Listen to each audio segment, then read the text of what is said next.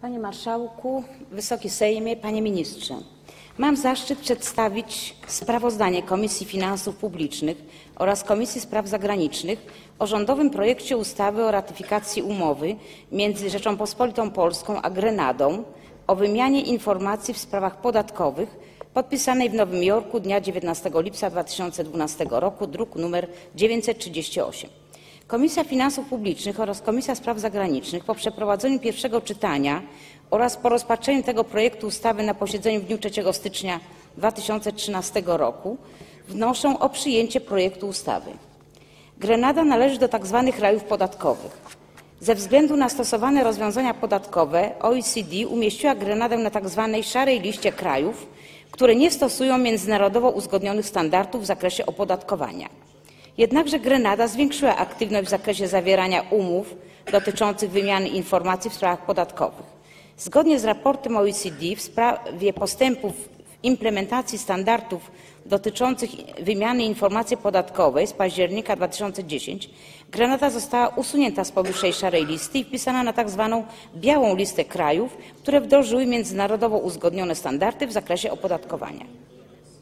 Grenada zawarła dotychczas umowy o wymianie informacji w sprawach podatkowych m.in. z Australią, Belgią, Danią, Finlandią, Francją, Wielką Brytanią. Polska nie zawarła dotychczas z Grenadą umowy o wymianie informacji w sprawach podatkowych. Zgodnie z rozporządzeniem ministra finansów z 16 maja 2005 roku w sprawie określenia krajów i terytoriów stosujących szkodliwą konkurencję podatkową dla celów podatku dochodowego od osób prawnych, Grenada znajduje się na tzw. liście krajów oraz terytoriów stosujących szkodliwą konkurencję podatkową. Zawarcie umowy o wymianie informacji w sprawach podatkowych stało się możliwe z uwagi na całkowitą zmianę podejścia administracji Grenady do kwestii wymiany informacji podatkowych.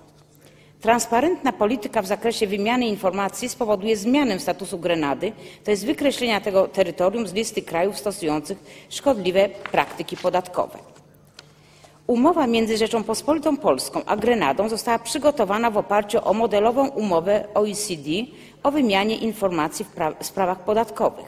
W przypadku Polski jest to podatek dochodowy od osób prawnych oraz podatek dochodowy od osób fizycznych.